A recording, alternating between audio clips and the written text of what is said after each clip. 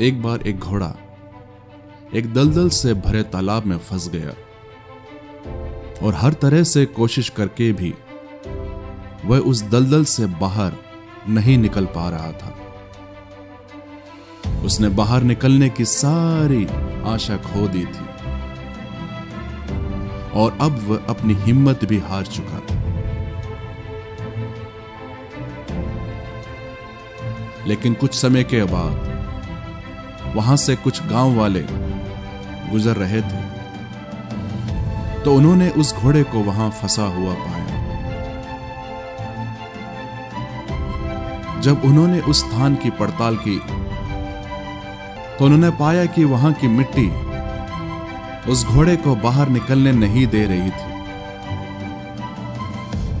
वह घोड़ा जितना अधिक बाहर निकलने की कोशिश करता वह उतना ही उसमें धंसता जाता और अब तो वह घोड़ा बुरी तरह से थक भी चुका था। वे समझ गए कि अब यह घोड़ा अपनी शारीरिक शक्ति से नहीं बल्कि अपनी मानसिक शक्ति से ही बाहर निकल सकता था। वे जान गए कि उस घोड़े की हारी हुई हिम्मत उसे वापस लौटाना होगा जो उसके बाहर आने का सबसे आखिरी रास्ता था। मिट्टी को हाथों में लेकर उसकी जांच पड़ताल करने के बाद उस ग्रामीण के मन में एक विचार आया। उसने अपने दोस्तों से कहा, मेरे पास एक योजना है और उम्मीद करता हूं कि यह काम करेगा। वह अपने गांव में वापस गया और वहां से घोड़ों के एक झुंड को लेकर इस घोड़े के पास पहुंचा और उस दलदल के तालाब के चारों तरफ उन घोड़ों को लेकर चक्कर लगवाने लगा। वह ऐसा इसलिए कर रहा था कि किसी तरह से उस फंसे हुए घोड़े को मानसिक रूप से उस दलदल से बाहर आने के लिए प्रेरित करे।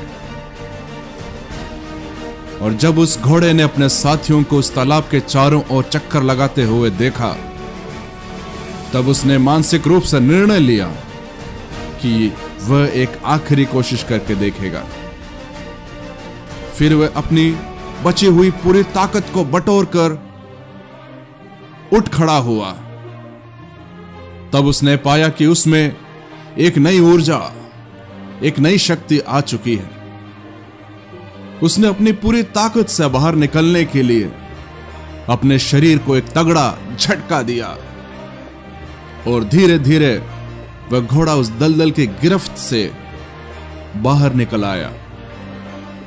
यह कहानी हमें सिखाती है कि जब हम जिंदगी में सारी उम्मीदें खो देते हैं, अपनी परिस्थितियों में बुरी तरह फंस जाते हैं, बाहर निकलने की कोई आशा नहीं होती, तब भी सकारात्मक बने रहें, अपने मन की शक्ति को मजबूत बनाएं, हिम्मत ना हारें, एक ना एक दिन रास्ता जरूर निकलेगा।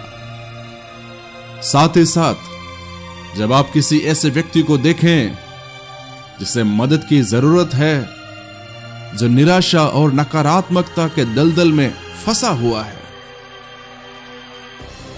तो उसकी मदद करने के लिए अपनी तरफ से पूरी कोशिश करें। आपके विचार, आपकी मदद, आपका बढ़ाया हुआ एक हाथ किसी की जान बचा सकता है, किसी में उम्मीद की नई किरण जगा सकता है। आपके शब्द और आपके काम किसी में नए जीवन का संचार कर सकता है। याद रखिए, मन के हारे हार है और मन के जीते जीत। इसीलिए परमेश्वर का वचन हमें सिखाता है, नीति वचन 4 उसकी 23वीं आयत में, सबसे अधिक अपने मन की रक्षा कर, क्योंकि जीवन का मूल स्रोत वही है। प्रभु आपको आशीष दे। God bless you.